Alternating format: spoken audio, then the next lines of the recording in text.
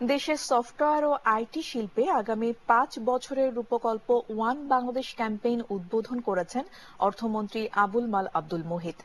রোববার রাতে রাজধানীর একটি হোটেলে Bangladesh association of software and information services বেসিসের উদ্যোগে গৃহীত এই ক্যাম্পেইনের আনুষ্ঠানিক উদ্বোধন করেন অর্থমন্ত্রী। তিনি বলেন, তথ্য প্রযুক্তি তরুণদের বিচরণ ক্ষেত্র, তাই এই খাতে তরুণদেরই বেশি মাত্রায় এগিয়ে আসতে হবে।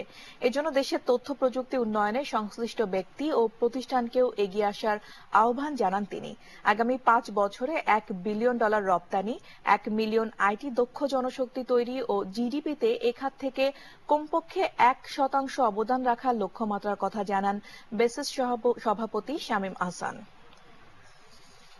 ICT has provided us the opportunity to leapfrog the process of development. You don't have to follow all the steps. Just sometimes you do simple hop, step, and jump.